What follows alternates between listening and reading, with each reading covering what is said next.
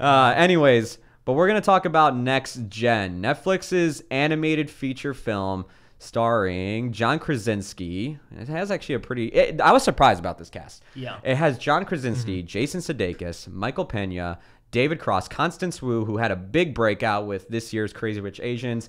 And I'm going to pronounce this name probably wrong, but Charlene Yi? That would be my guess. Yeah. Okay. But yeah, it has a stacked cast, very, very good cast. Some recognizable names, like I said, David Cross is one of them for me, and Jason Sudeikis, especially John Krasinski, who had a big hit with Quiet Place earlier this year. I have an odd issue with David Cross. It's like I thought, like, oh, this is a charismatic and animated voice actor for a charismatic and animated character. Then I looked up the cast, much like you did, in preparation for this review, and I saw it was David Cross. I don't know, something about him. I think it's just because I associate him with the crappy films that he's been in. Like Alvin and the Chipmunks. Yes, exactly. Yeah. Because I was doing I was supervising a bunch of kids during like indoor recess at one point because I work at an elementary school, and I remember watching that film, being forced to because I have to make sure the kids aren't misbehaving, and I just remember thinking like, man, David Cross and the other guy are like the only enjoyable part of this movie for me. Every time that chipmunks are on screen, I'm just like, ugh. Yeah. David Cross is also, I didn't know this, he's also in Kung Fu Panda and Megamind. I forgot he was in those movies. He's the crane in Kung Fu Panda. Yes, Megamind, the superior Despicable Me. From what I've heard. No, I would agree to that statement. But we're going to break right into it. Matthew, you want to give a little plot rundown of what happens in this movie? Yes. So, first off, I just point out that immediately when I looked up the Wikipedia for this film, a good reliable source as always. Yes, I noticed it was a Chinese-Canadian-American computer animated film. I don't want to jump the gun here, but I knew it. I'll get into that later. Like right away, it gives you two production companies and two very clearly not American-based production, animation, and like distributors, and I'm like, I am in for a treat. I believe. I was excited mainly because I was just like, wow, this is a lot. There's a lot of cooks. Yeah, a lot of cooks in the kitchen. A lot of people saying, no, you gotta throw this ingredient in that stew. All right, so it starts like many animated films of this sort start, nice and slow.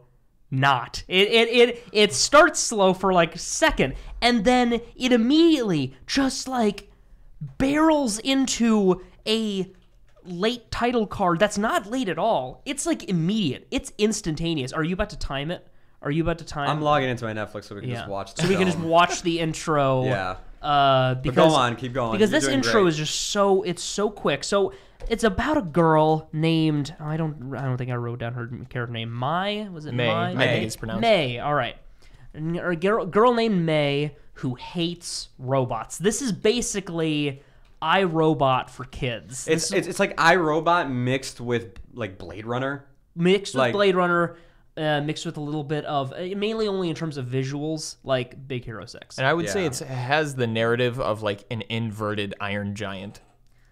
Kinda. All right. So it's a girl named May who hates robots because if you're able to decipher the yet obvious yet also somewhat cryptic opening sequence that goes by super quickly, her mom basically had a falling out, a divorce with had a falling out, divorce with her husband, and then it kind of filled the void with this new wave of helper robots. They're kind of like the robots in this world can be compared to the Flintstones with the prehistoric creatures, where they're used for everything. Mm-hmm. They're literally used to drive your car, to wake you up in the morning, to cook ramen for you, and like all this other stuff. They're used for everything. If you ever seen the Flintstones, like they use pterodactyls to take a crap in. I mean, like there's probably a talking. There is a talking toilet. There is. I think that's when I made the connection too. Is when there's a talking toilet. There's a talking toilet, and then May, reasonably so, is like, oh God, no. And the real reason that May hates robots. Oh, here comes that intro. The real reason that May hates robots is because her mother's use of these robots as sort of a escape from her pain. Yeah. Robbed May of a real mother figure to look up to. So, which if you're thinking, like, if you're listening to this and you're thinking that sounds like a really sweet, interesting premise. Well, it's trapped in this movie, which means that there's a lot of other stuff, and I'm that's not to say that some parts of this narrative aren't done really well. Yeah. If I had to describe it, I'd say this movie is just cluttered. But anyway, this film is just a blatant kind of I wrote here in my 4 pages of notes. It is a blatant satire of Apple. Not subtle about it at all. It is not subtle about it at all.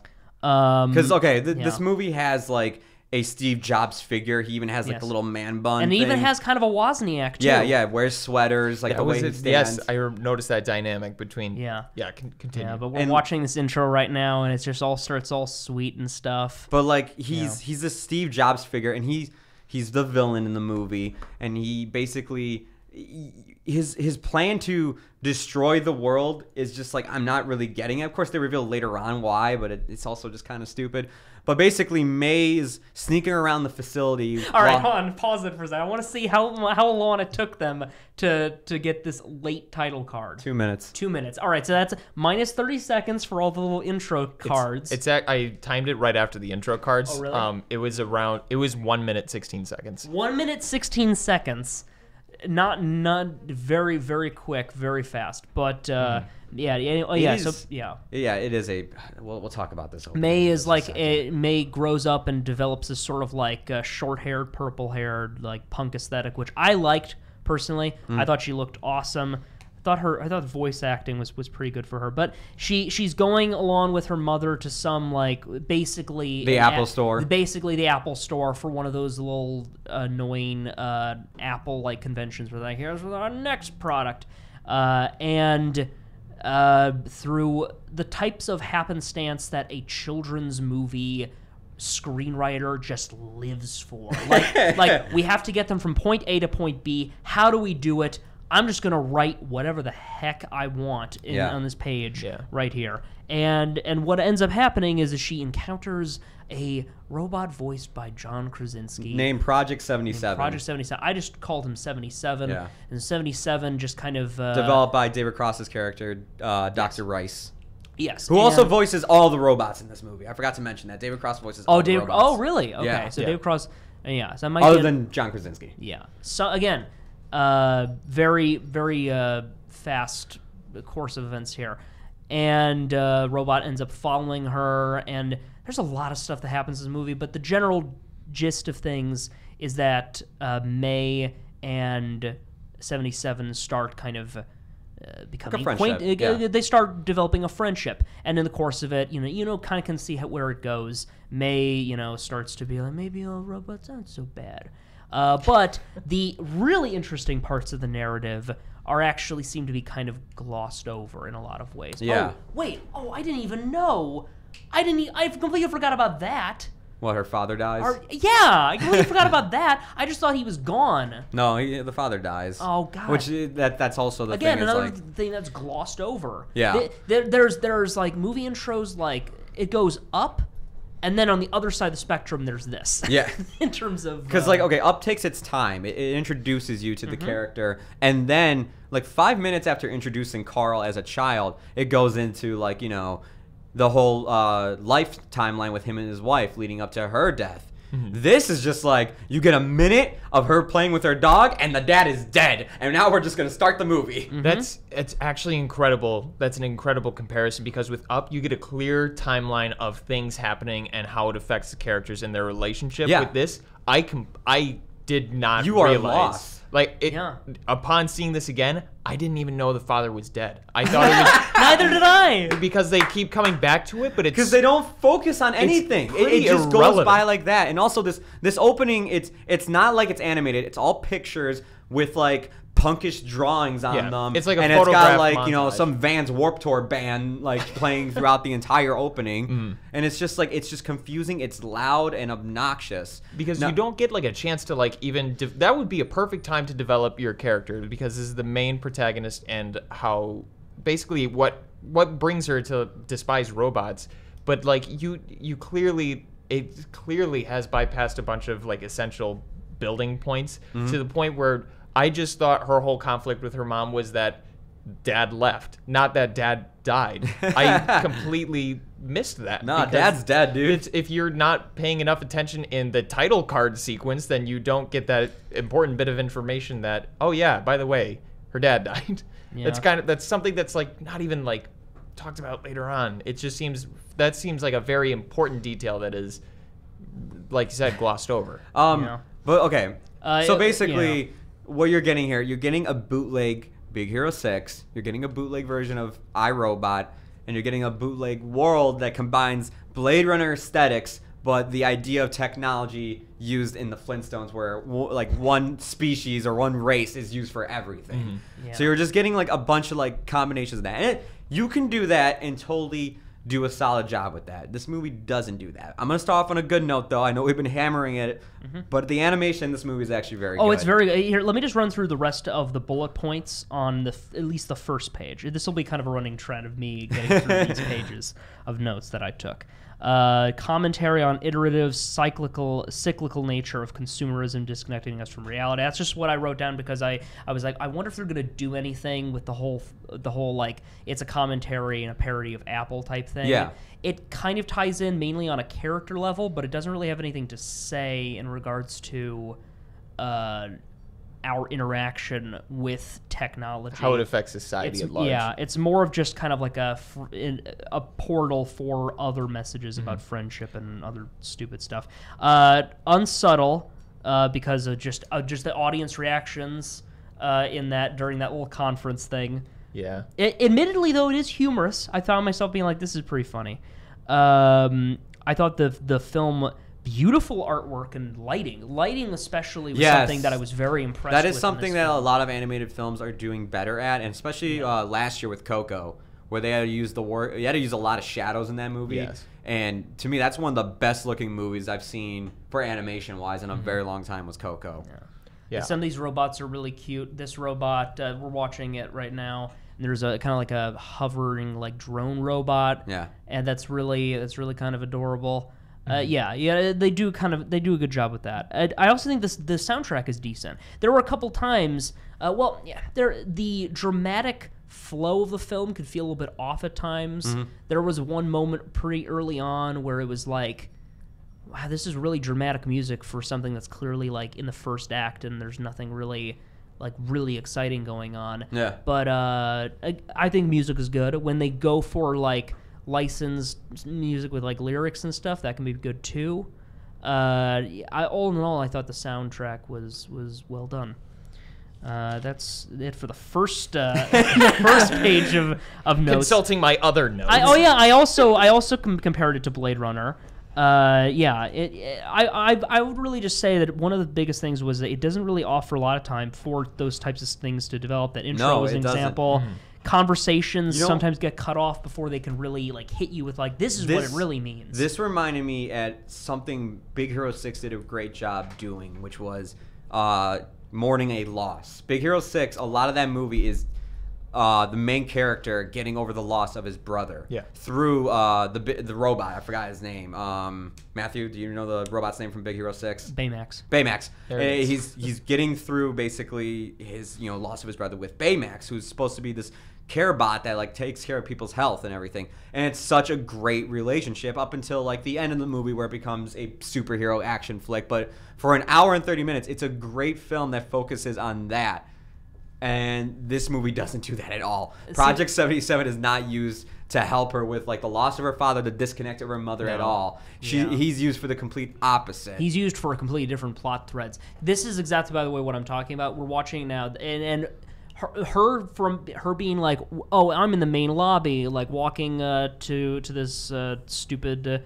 What are those Apple things called? Like when they conventions. The Apple. Oh yeah, like those Apple presentations. We're gonna walk into the new presentation, and so it's like, how do we get her to encounter the robot? Let's have her do some stupid stuff. Yeah, she climbs on a robot, falls down, goes through a ventilation so she climbs shaft. So she climbs on on the robot because she sees this stadium outside. Because again, here's another plot. There are plot elements that don't get explained either.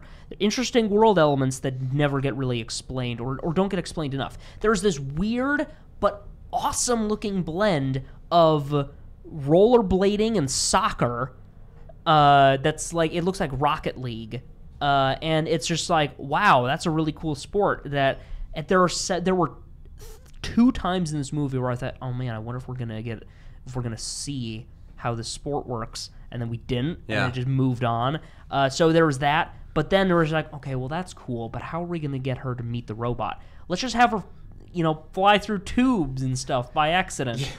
That's like the shorthand. It's like Doctor Strange when like it's like, oh, we need to get him to New York. Let's have an get him there. He'll literally be exploded there. It reminds me of Alice in Wonderland, actually, because it's the rabbit hole. Yeah, it's a rabbit hole trope that I think a lot of animated flicks do, where it's just, okay, the main character will wander off and happen upon their next character or their next plot point. Yeah. Also, robots just straight up, like, hurt people in this movie. All right. I think we talked enough about the good. Let's just get right into it. Because I hated this movie. I don't. Oh, you hated it. I hated this movie, man. Oh, I hated. man. The minute I finished it, I wanted to text you guys, but I was worried. What if they liked it? What if I give away? I wanted to text you guys. I'm so sorry I made you guys watch this movie. No, I'm really glad that you didn't, because I have mixed opinions on this film. But I honestly had no idea what your opinions of this film were going to be. I'm very mixed. Here's the thing, though. I have nothing overwhelmingly positive to say about it. I only have overwhelmingly negative or neutral things. I don't have anything good to say about this movie. Dude, okay. So I'm here's the thing. I know I'm probably in the minority when it comes to, like, I literally hate this. Might be on my worst of list by the end of the year. Really? I hated it that much. I don't know why. By the end of it, I was angry. This was definitely a chore to watch. Like, I had, like, at one point I just paused and I'm like, I'm just gonna go get lunch. It's literally because I hate every character in this movie. They're really? all cliches and they're all just annoying to deal with. May is just May is awful. May is an awful person. She is just a brat to deal with. And I understand, like, she had a terrible childhood growing up, but there are things that she does in this movie. It's like, you are a sociopath. Yeah, I got that too, because there are moments in the film where she does terrible things. And the film, she doesn't really face any, like, the film does like have, like, characters be like, you can't do this, and there is an implication at some point where it's like, you're not supposed to be rooting for her when they does this stuff. Obviously, but there is a point in which it's like they have, she gets angry at 77 for not doing something that's completely the wrong thing to do. And then 77's got to be the one to go and apologize to her. That and made it's me just angry. like, are you kidding me? And then, like, she is not accepting his apology. I'm like, dude, she is so unlikable. This is more poor screenwriting. It's like, also, so at the beginning of my notes, I said worst mom ever. Oh my god, dude, yeah. But I at the beginning of the movie, I put a ... because I didn't know how the movie was going to end, and we'll get to the rest of that sentence later. But I will say this. So the robots could just hurt. That was the first thing confusing me, because so May has, like, there are these bullies at school who bully her. Typical school bullies, too. You see very any Hollywood film. Very typical school bullies. Again, I think character designs across the board are pretty good in this film. Sure. But yes, typical school bullies. What screwed me up was the fact that either the robots are just inherently flawed, or these kids, like, if they had another scene where it's just like, oh, these kids are, like, good with computers, and so they hacked into their robots so they would follow any commands without obeying any type of parameters, because they basically tell the robots, like, hey, go beat her up for us. Yeah, dude, I was so confused at that, because, like, throughout this presentation that the Steve Jobs character, played by Jason Sudeikis, give me a second here. Simon something. God. Justin Penn. Justin Penn is basically our Simon. Justin Penn is basically the avatar of Steve Jobs in this world. Yeah. And, like, he talks about how, like, these robots are made for good and, like, you know, like, they help you with everyday things. It's like, is murder one of the things that they're just programmed to do? There are two things I want to say about that. Matt, you said there are, like, two options that these robots are. They're either fundamentally flawed or these kids are really good. Either way, I think that still makes them fundamentally flawed, because it's very... Which, again, could be... Sometimes you can make that... You can argue that's part of, like, part of the lore of the world, is that, you know, there is that element of like a flawed nature to things, which ties That into definitely exists. Yeah. yeah, which I don't know. That part was just kind of weird for me. I like trying to watch a movie like this and think where its inspirations are coming from. Obviously, like some elements of American like consumerist culture. Yeah. Also, I just want to say that Justin Pin, whatever. yeah. Justin, basically. As a villain, I think, again, I said it before, character designs are really, really good in this film. I think he has a very cool I like the way that the shadows, shadows come down from his face, when there's, highlighting and stuff like that. I think he makes a good I want to touch on villain. something that you were talking about, which is like the script writing for this movie when it comes to like people's reactions in the audience, where it's not subtle at all, that they're totally making It feels fun like a comic book where you get like bits and pieces of what people are saying, and I think that's what they were going for. Yeah. But it's Are you jarring. gonna play us a little? we can't do this with every film, but we could probably do this with the Netflix ones. Yeah. Here's just a sample of like people, like they're obviously making fun of the crowds at these Apple events and like how they react to stuff. Yeah. So hold on a minute, you gotta listen to this. It's all of you. Yeah, it is us. I love him. He really gets me. Just so. This was about the just time so- when I. This was about the time when I wrote down like generic, just unsubtle. That's what I wrote down. Yeah, it is completely unsubtle. It was- They think they're being so clever about it. It's Yeah. like, no, it's way too This obvious, is- and it's done so poorly. Yeah, this too. was the point of the movie where I thought, I don't think this is gonna be a good movie. I was still, I was skeptical by this point, but I was just like, you know what, it's really generic so far. But Yeah. Some part of me was like, I'm gonna give it another chance. I'm gonna give it some more time. Another thing too is that they, like, not only do they don't explain anything about the character in her beginning. They don't explain like how the robots really work. They don't explain anything about this world. The robots, I was gonna touch on that. It was the robots. There's a thing in science fiction, and it's founded by Isaac Asimov, but it's like the 3 laws of robotics. It's a robot may not injure a human being. That's like the basic gist of it. A robot must obey orders if it doesn't conflict with the first law. And 3, a robot must protect its own existence as long as it doesn't interfere with the first and second law. Seems like these robots just don't care. About any of that. and if they There's had There's no rules to this world or to the robots. No, because the if they robots covered the thugs. plot hole I mentioned earlier about robots just like hurting people, like with the robots that belong to the bullies, I feel like I don't have any other instances in which the rules really became much of an issue. For me, it kind of seemed pretty straightforward. It seems like whenever May interacts with a robot, and maybe it's just because May is just inherently, she's antagonistic to robots, but I don't think it's that. I think it's more of that robots just kind of harass her, because robots just, whenever she's around, are the most annoying pieces of garbage, because they just seem like they hinder her like daily routine instead of enhance it as they should. I was mentioning earlier about inspirations. I was trying to think of how like inspirations for this film, and I think that somebody on the production staff may have taken a little bit of inspiration or had seen Ghost in the Shell, because there's a musical montage, like I'd say after, like I'd say a good, I don't remember exactly the time, but there's a musical montage where it's just kind of, you're actually seeing May's daily routine, and I felt like that probably should have gone at the beginning of the film, because that would have established kind of like her reasons for, because you could get to, you think I know pick what up a you're talking lot. about, You yeah. pick up a lot from what people around her are doing, how the society looks. You can understand pretty easily, like, I think I can understand, even without her directly telling me, what about this society makes her angry. Yeah. And, Because it seems like a lot of her anger is supposed to stem from her father either being divorced or dying. I mean, at this rate, it's a coin flip. But it doesn't seem like it's really focused on robots. and it would have And given there's no kind of- resolution yeah. to it either. And it would have shown her daily routine. I think that they were trying to kind of do like, I feel like it was trying to I mean, I don't know if it was trying to bring to mind, but it brought to mind there was a midpoint. The midpoint of Ghost in the Shell, the original from 1995, which at some point we should all watch because it's way better than this. This will be our our palate cleanser. And this is coming from someone who actually didn't hate the film and enjoyed lots of it.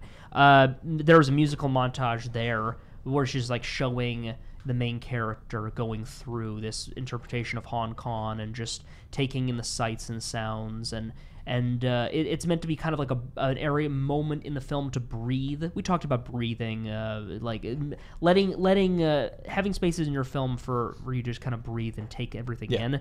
That film in here, Next Gen, it just kind of felt like it was there. It felt out of place. It felt like it should have been somewhere different. Whereas with Ghost in the Shell, it had a purpose because the imagery was meant to kind of just be a culmination of all of previous other thematic threads introduced prior to that. And it just felt a bit weird. So at a certain point, 77, the robot, he breaks, he breaks free. He gets free because he wants to go and find and meet with May and all that stuff. Some stuff happens, a big action set piece Can I talk about that action set piece? Because it also has to deal with the okay. So like the robot breaks out of this like whole company basically. He breaks out and everything, and it's like security goes after him. Now you're thinking, oh, where does this action scene take place? Does it take place in the laboratory and he's running through there? No, it takes place on a highway full of people. Yeah. And the entire time this action scene is going on, I'm counting in my head how much destruction is being done and how many people probably died during this action scene. Did we see any other vehicles get destroyed? Yes, dude, I'm not kidding. Oh, really? You'll see it. Like straight up like tears the tires off some vehicles just to like roadblock his apprehenders. So like So during this highway chase, it's like the highway's not like connected to a street. It's a floating highway, and pieces of the bridge are blown off. So like, there's explosions all over the place. He destroys a water tower. Hundreds of feet in the air. Yeah, he destroys a water tower too. It reminds me of the Total Recall reboot. It brings that to mind when I'm looking at the imagery, or like Batman Beyond or some. And it's like the way like the police force works in this, so like they set up like a laser grid to push cars away, but it looks like they just destroyed the cars instead of pushing them away. I'm just like, how did the police... Did they show that already? Yeah. Like it just makes me go like, how do the police operate in this world? Like bullets are just being shot all over the place. There's people in their cars right next to like a whole highway shootout. I really need to pay attention because I want to see. Because I didn't have as much of an issue with this scene. If anything, I'd say that I was taking notes, and so I may not have been paying it as much attention, which from the outset is not a good sign when you're directing At first, I was like, okay, like, maybe it's like, maybe it's every once in a while, but like lasers are being shot. He's like destroying passenger vehicles, crashing into each causing them to... They're piling up. It's just like, oh my God, dude. Yeah. Something about the way it was directed, I guess there was just... nothing really said to me like, oh, anybody's like dying at the moment, so I wasn't too concerned. It's probably because they just don't show it, but the entire time I'm thinking to myself, I'm like, dude, this guy is literally next to like a bunch. Also, they use slow-mo for like the weirdest reasons sometimes in this film as well. Like they're not using it in the... There it kind of made sense since it was, towards the end though, it gets a bit ridiculous. I got but yeah, here's the water. A word comes to mind here, and it's collateral damage. We usually see this in like big blockbusters with heroes, and it's okay because they defeated the bad guy. Who cares like how much damage they cause? But like you also see it from the police, which doesn't make sense. Yeah, it's not okay. It's not like he's destroying he's like trying to stop the bad guy from destroying the city. He's just running away. The police and them are just causing the greatest destruction on this highway, and there's like so many people getting killed left and right. It looks like. I mean, I know they're not focusing on it, but the entire time, that's all I'm thinking. And personally, I haven't seen anything that really screams like, oh, there's definitely like fatal casualties yet. The water thing was a bit on the nose. But, I don't know, it didn't really bother me. And then here comes like the missiles that they shoot and literally destroy a piece of the highway. Yeah. And I'm just like, Jesus Christ, like, you guys are spending way more money than, like... I don't think this robot's worth all this damage. But, like, the thing was just, like... Well, considering what he can do, I'd say maybe so. Maybe narratively they think he is, and given what the implications of like big mysterious robot, different from all the other robots, hidden in a secret laboratory, he escapes suddenly. Like, oh yeah, now they gotta. Also, the music through this sequence I thought was really good. Yeah. So I didn't have as much of an issue with this because. Well, here's the reason why I have an issue with it is that. Literally after this huge shootout on a highway with plenty of explosions and all this other stuff, they're just like, where did that robot go? And then, like, nobody knows where the robot went, and then, like, there's no news. Because now he fell down into the set of Blade Runner. Yeah, he fell down to, like, literally you think Ryan Gosling's gonna pass him up at some point.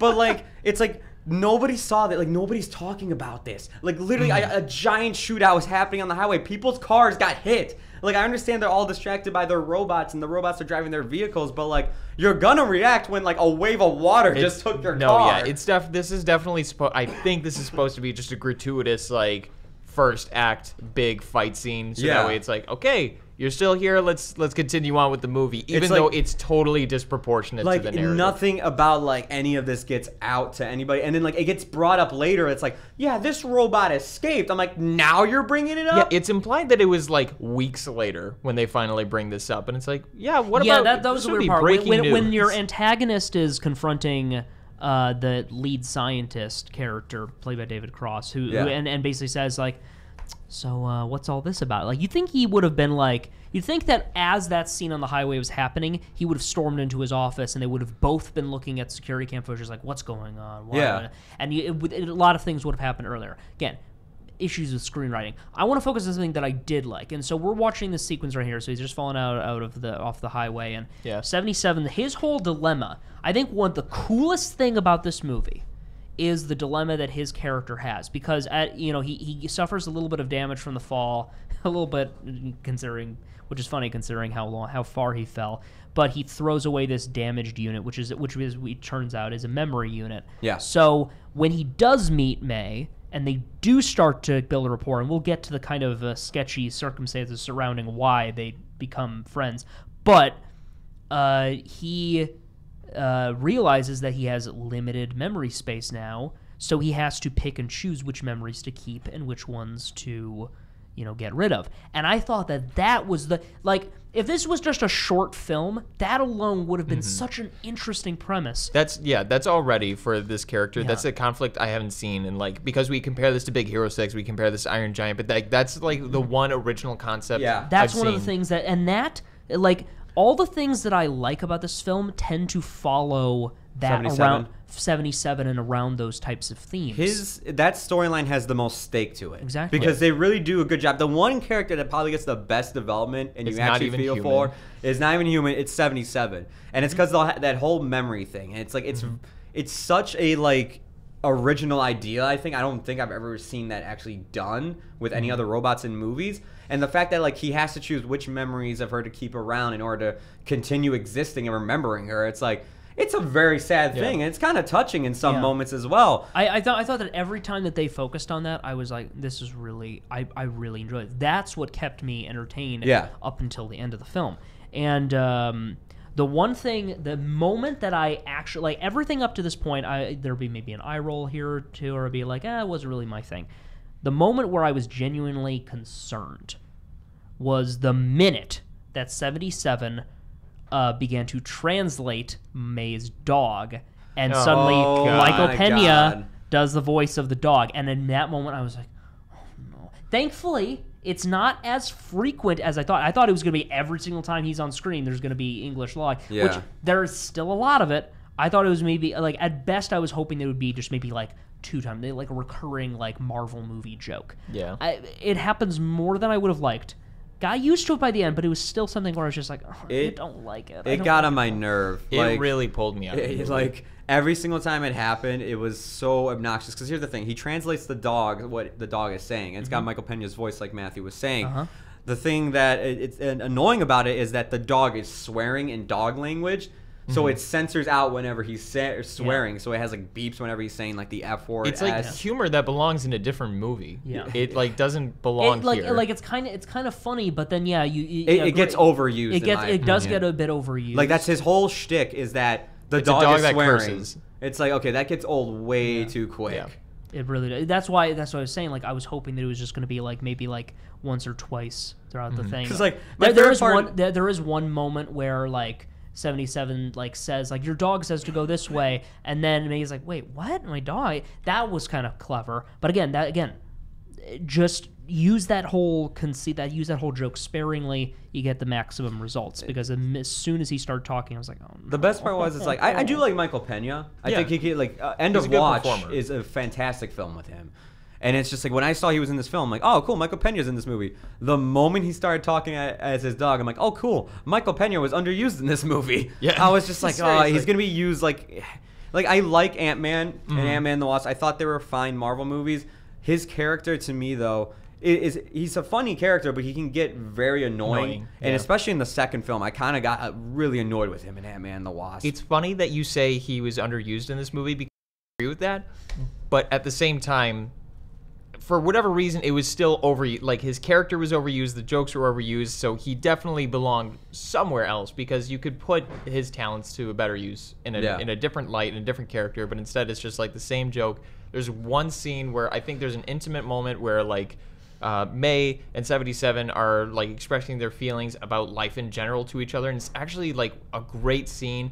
And it's immediately undercut by Momo, the name of the dog, I believe. Yeah, Momo. Starts like swearing again and saying like, yeah, this robot's cool.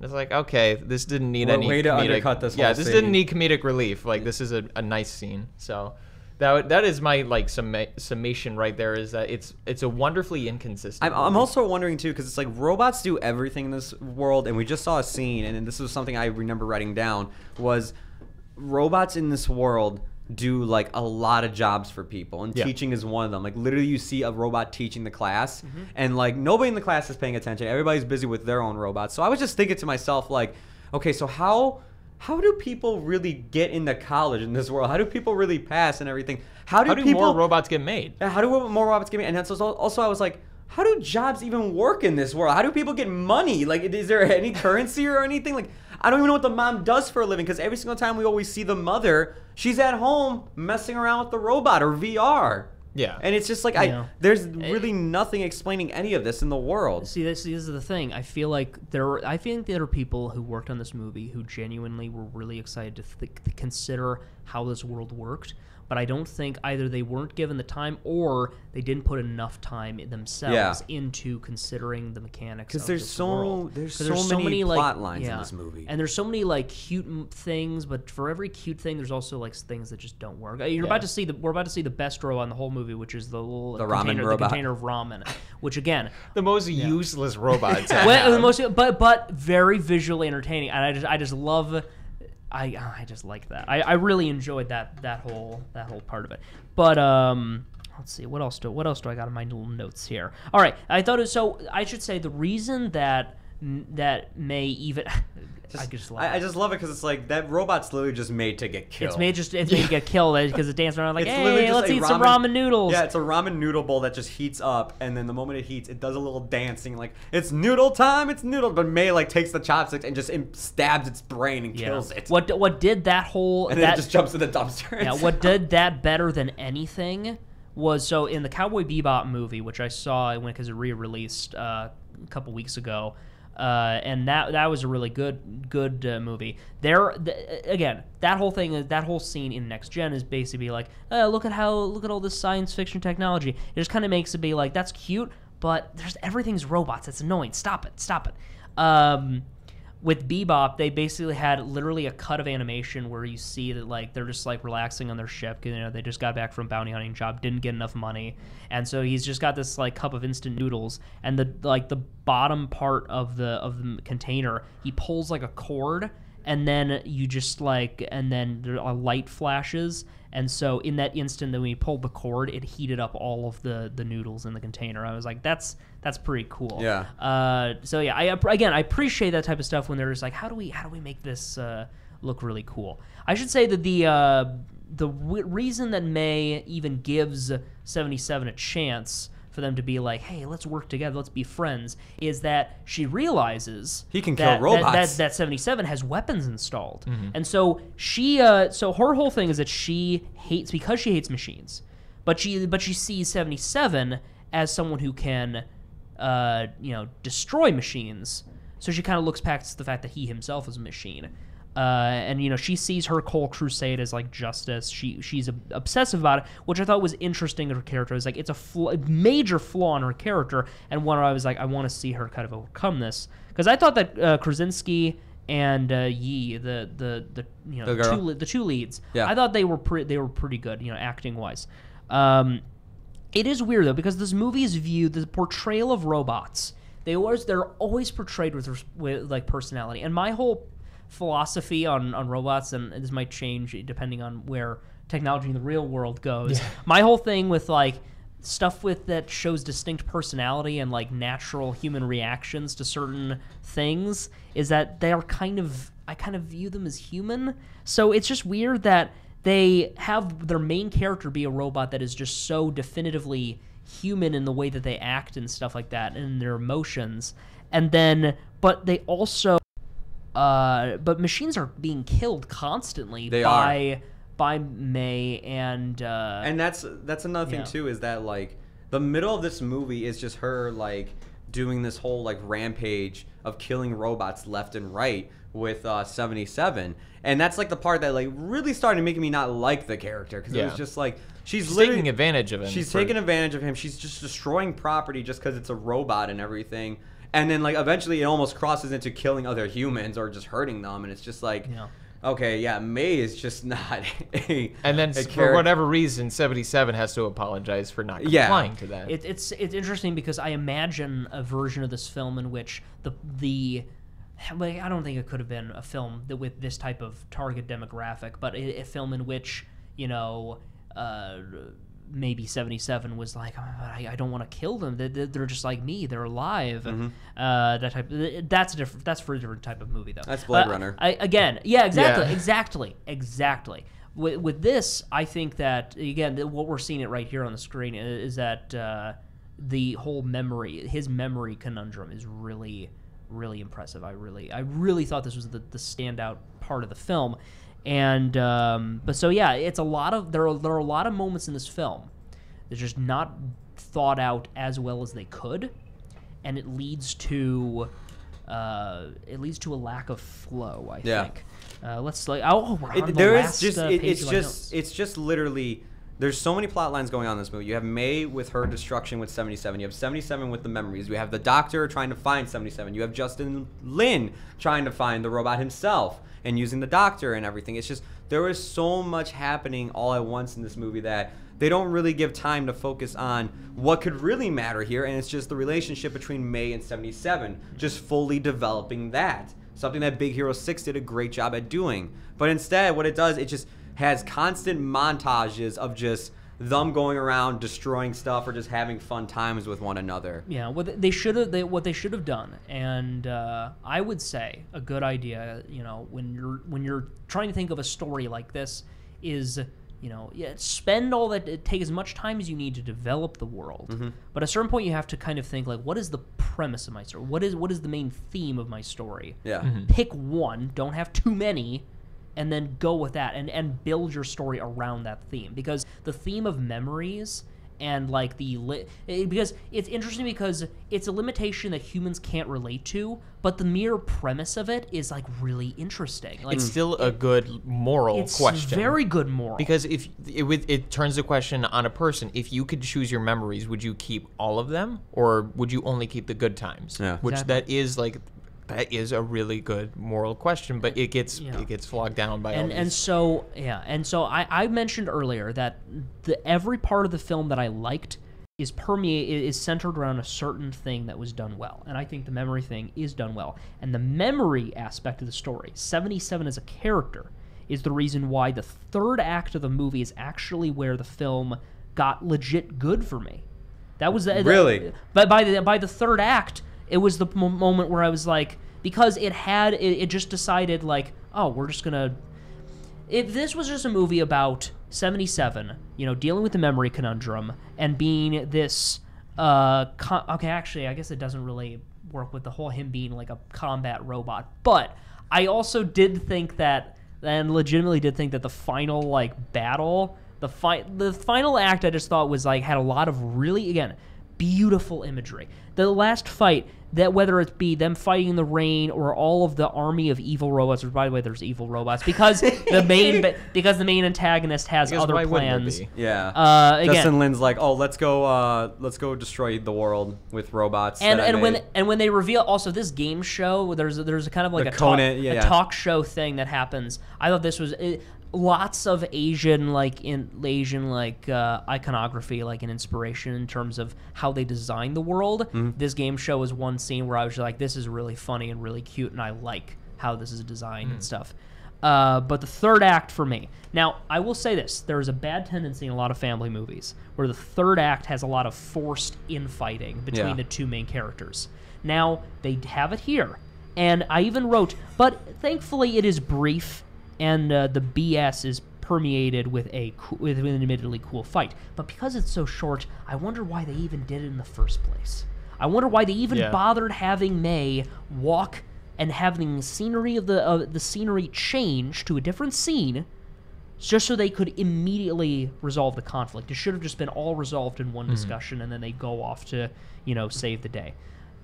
Combat and like the action of the final act, I thought was really, really well animated, and I thought the antagonist, like there are plot reveals about him that were interesting. They're actually pretty interesting. But it really doesn't. It doesn't go anywhere. It doesn't go anywhere because there isn't a thematic kind of thing connecting. It's revealed at the last minute. And it's just exactly. like, because that's why. the villain's intent does not tie up to like the thematic premise is the thing. Because their thematic premise is about memories. It's about a lot of things. And I mean, if we want to focus on one, it's memories, I suppose. But then the villain is like, oh, climate change, and it's like this is just come on. That's every villain at this rate is climate change. Even the Predator was like climate change. In some way, it's strange how that's like becoming. It's weird. But I wrote down here. I wrote down in my bullet points, and you guys can disagree with me on this.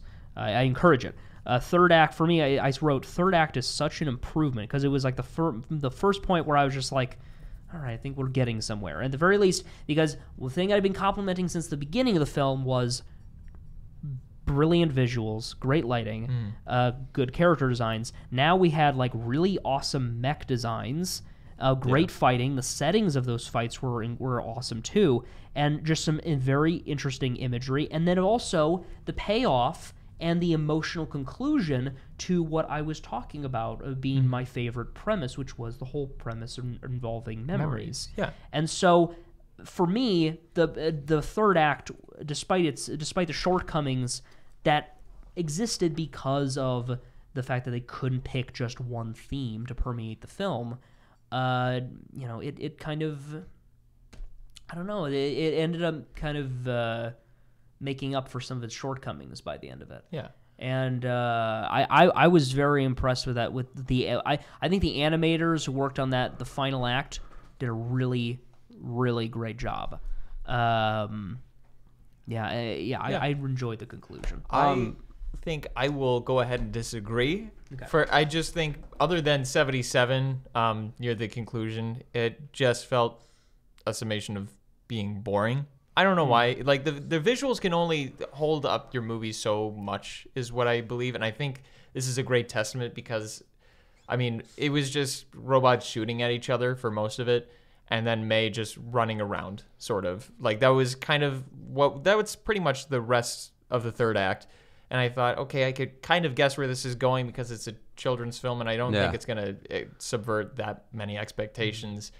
So by the end of it, you can guess what's going on, and it just felt boring. By that rate, I'm like, okay, let me just get to the credits. I get that. For me, I'm very much I'm an audio-visual guy. I of course, I appreciate when a film can be like, we have themes and we have things to say, or if you're like, we have cohesive characters with a nice character arc, that type of stuff. Of course, I appreciate good writing. I have to, but I also.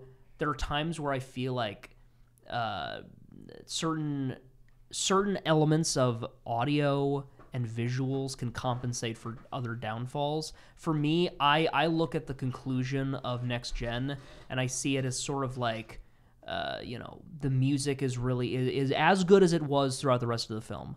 Visuals are very impressive, and because there is. For me, the storytelling at that point is no longer about the writing. It is about what they're showing me. So then it becomes about visual storytelling.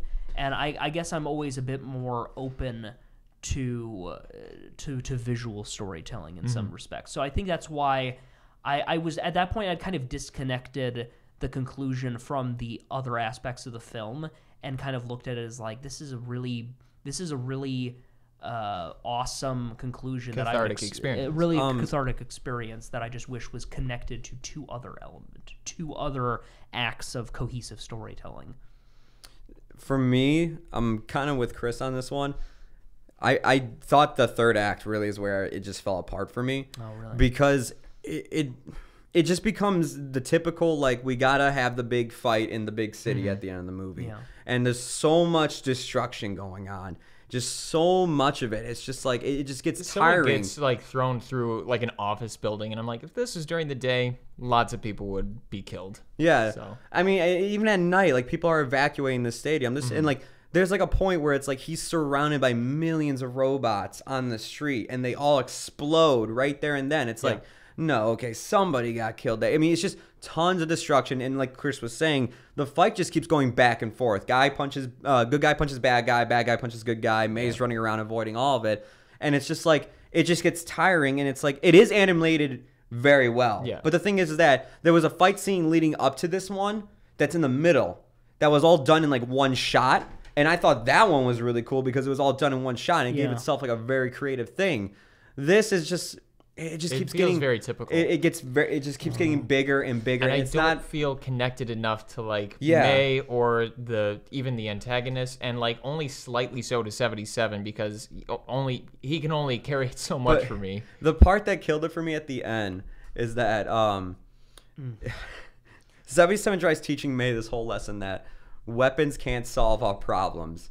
But the end, and then the end of this movie, right. I didn't think about that. End of this movie, literally, he's just like, all right, I gotta use my weapons in order to solve my problems. I just went like, you literally went against your lesson that you were teaching her in the last like 20 minutes in order to defeat and solve your problems. And that's again But another it's okay problem when with I use screenwriting. weapons right now. Yeah, and it's just, that's another problem with like Scream because they didn't balance out the elements that worked with the ones they didn't. And like and saying that it was from a Chinese production studio. A lot of films that have been catering to China recently, like the Transformer movies and everything, usually have like these big climactic like destruction with giant robots and everything. That's all I was thinking of at the end of this movie was like, this just feels like they're just catering to that demographic here. And it's like, that's fine if you do it well. I just didn't feel like it was done well here. It just got very tiring and went on way too long, and I didn't feel connected to any of it. It feels like a long fight. It's like a 30-minute fight. It is literally like a whole act.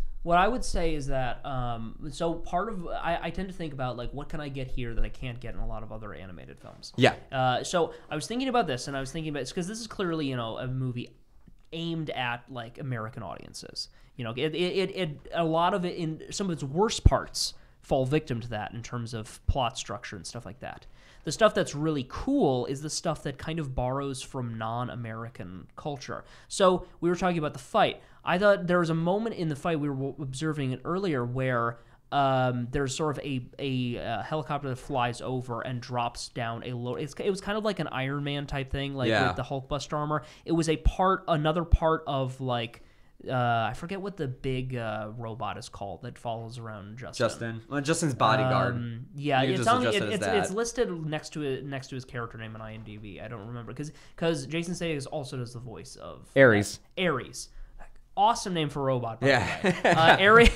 But Ares basically, this other part of his like mech body like joins together, and the design was very much inspired by stuff like Gundam and other type of like mecha fiction that I've watched in the past. And for me, I thought like as a animated film targeted towards American audiences, this is something that this type of design sensibility and action philosophy is something that you don't typically get from a lot of third act action set pieces in American animated films. So that was for me what I took away from it. And because I am such a lover of Japanese fiction and for me that kind of was something drawing me to it. But you're absolutely right. Because the themes are so haphazard, I don't blame either of you for having issues with this conclusion. But like, okay, this part right here,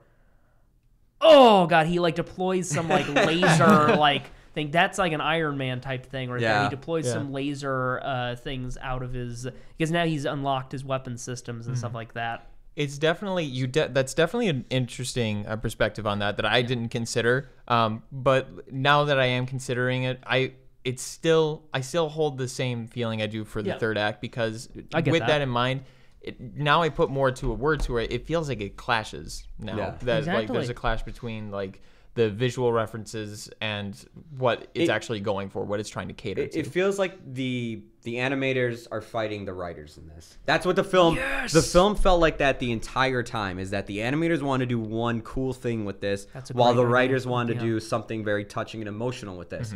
And what you get is two films that one, it feels like it's trying to be an anime action film, and the other one's trying to be a Disney animated family film. That is a really good way of explaining it. It just goes back and forth. And the thing is, what makes me hate the movie the most is something Matthew's been touching on this throughout the entire review, is that there are really cool ideas here, stuff that can be some things that could be played throughout an entire movie, some things that could be just done for just its own movie, and none of it's utilized to its full potential. And it's just so disappointing and annoying to see it happen throughout the hour and 40 minutes that this movie's runtime is, up until you get to this conclusion where you're just like, I'm just done with this movie at this point. You know, there's a cynical idea that you can't, like, that if you wanted to cater to American audiences, you have to, like, that if you want to cater to a certain audience, you have to really, like, sacrifice a lot of things.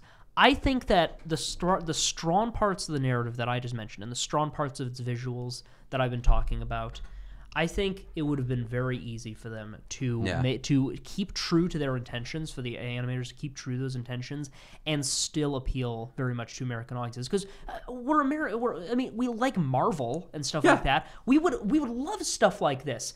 We just demand that there's also Pacific Rim. Yeah, Pacific Rim. Pacific Rim, the first one at least, is one of my favorite movies, despite some plot holes, because it is consistent. If there's one thing you can say about it, is it is consistent. This is not consistent. It is. Narratively, it is very inconsistent, and it feels like, and it misses a lot of great opportunities. So all of the stuff that I love, like this shot right here, the fact that it takes that extra step, like any other, like some of my favorite mech anime of all time, and the fact that it takes the chance to have the conclusion of its battle be in space is really impressive, but it feels unearned because of all of the other stuff that it did poorly. Yeah. Also, the conclusion, I think, too, not this fight, but just like what happens in the end with this character and everything, is that it just what like he has to do at the end of this movie in order to like fight this robot. You're thinking, oh my god, this is gonna be like, such a great sacrifice. Like last 5 minutes, no, it's not, and it's like as if nothing happened. Yeah, really. as if it wasn't a big deal. To me, the implication was that it was kind of set in stone. It was just kind of like starting from scratch. A new leaf. But then there's also the implication that like it can be easily regained without much effort. So it felt like there wasn't much lost for that big sacrifice. We're gonna wrap it up here because we gotta move on to our next topic. Yeah. For me, it's just so disappointing. I know, like, while there might not be a lot of people that either like this movie or not like this movie, whatever it is, I'm definitely in the minority of the people that hate this movie. I know that I might sound like I'm nitpicking at a few parts. It was just stuff that was getting under my skin. I don't know what it was about this movie. It just bothered me the most, and it just annoyed me to like no end. For me, the movie, on a grading scale through A, B, C, and D is what we use here on Variety Viso, it's a D- for me. Okay. Yeah. Matthew, you can go next. I'd say D+, C-. I think that there are moments where I was reminded of the types of things that I go to see movies for, and the problem is that it could not stand tall against all of the other things in the film that were holding it back. And that makes me sad because when after I'd seen the film, I told myself, you know what, I'm glad I saw that, because despite its myriad flaws, at least part of me was like, at least I know what this film did wrong. So I feel I tend to see every bad movie as an opportunity to learn something. There's always something good to learn from a bad movie. Exactly. And for me, this was a film that is definitely not for everybody. Yeah. It's definitely not for everybody. And you know, there are people who will hate it. There are people who I can't really see a lot of people loving this film, you know, past a certain age range, and I don't like. I don't like using if somebody age were to range come up because, to me and tell me Next Gen is their favorite animated film, I'd just probably I'd leave point, that person. I'd point them in the direction of a lot of other films, and then be like, you know, if you like this, you might like some of this stuff more, and hopefully that takes its place. and hopefully you know it does its work. But yeah, for Can me, I see the time C-. capsule you came out of by any chance? Because you have 20 years of great animation you missed out on. 80 years of great animation. For me, I guess solid D. It's annoyingly inconsistent, and that was a big problem with me. It's boringly safe. It's inoffensive, and the borrowed visuals and references, like we said, to Blade Runner, with like there are origami unicorns scattered throughout. That oh yeah, oh my god, yeah, I didn't even notice that. Because I was in it keeps popping up in like 77 reaches for it, and I think it's supposed to be a clear reference to Blade Runner. There, it's like okay, I understand even down being to memories. human. Oh my god. Yeah, which I mean that's cool. Joe's just gonna take his leave. Joe's done. Joe's gone. All right. Bye, Joe. Original writing? But that's another thing. This is the type of film where you look at it and like you can know where they got their inspiration from. Yes. No. Exactly. And So but the strange. thing is, it doesn't carry it, and so I guess that's really all I have to say about it. It's like just boring, safe. Those are my glasses. It doesn't have much to say. It doesn't know what to say, and when it figures out what it doesn't really have much to say. Right. So, yeah. I'm back. I just need a dramatic exit to get some water because I was thirsty.